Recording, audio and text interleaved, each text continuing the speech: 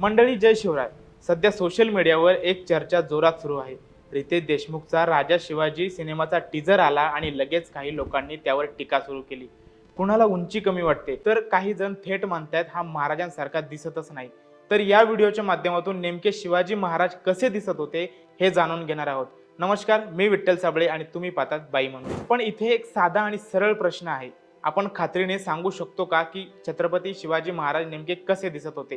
कारण आज आपण जे फोटो, पेंटिंग किंवा पुतळे पाहतो ते सगळं नंतर तयार झालेलं आहे. इतिहासात महाराजांचं एकही अधिकृत समकालीन चित्र उपलब्ध नाही आणि ज्यांना वाटतं की आमच्याकडे खऱ्या महाराजांचा फोटो आहे त्यांनी एकदा तरी तो पुढे आणावा. काय आहे माहितीये का, अनेक वर्ष लोक ज्या चित्राला महाराजांचं खरं चित्र मानत होते ते नंतर चुकीचं ठरलं. इतिहासकार वासुदेव सीताराम बेंद्रे यांनी संशोधन करून सिद्ध केलं की ते चित्र प्रत्यक्षात एका मुघल सरदाराचं होतं. त्यानंतर बेंद्रे यांनी युरोपमध्ये जुने दस्तऐवज शोधताना एक महत्त्वाची गोष्ट सापडली.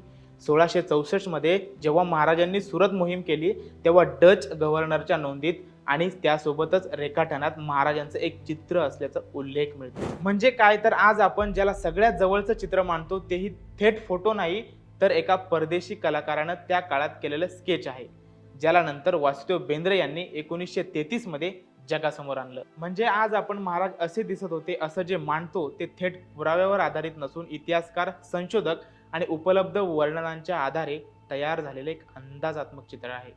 त्यामुळे एखादा अभिनेता त्या कल्पनेशी जुळत नाही म्हणून त्याला थेट नाकारणं हे कितपत योग्य आहे हा विचार करण्याचा मुद्दा आहे. कारण बघा, सुबोध भावे महाराजांची भूमिका करतात, आपण स्वीकारतो. महेश मांजरेकर महाराजांची भूमिका करतात, आपण तेही स्वीकारतो.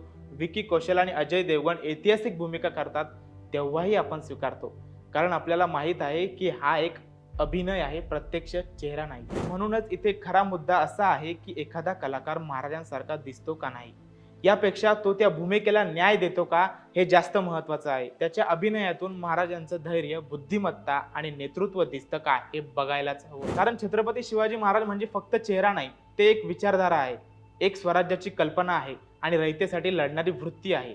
ती भावना पडद्यावर जिवंत झाली तरच सिनेमा यशस्वी ठरतो. म्हणून टीका करायची असेल तर ती कामावर करा, अभिनयावर करा, इतिहास किती अचूक दाखवलाय यावर करा.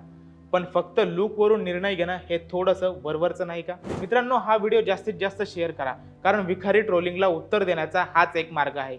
आपल्या राजाचा खरा इतिहास पडद्यावर येणार असेल तर आपण रितेश देशमुखच्या पाठीशी उभं राहिलंच पाहिजे. बाकी तुम्हाला काय वाटतं कमेंटमध्ये नक्की सांगा. जय जिजाऊ, जय शिवराय.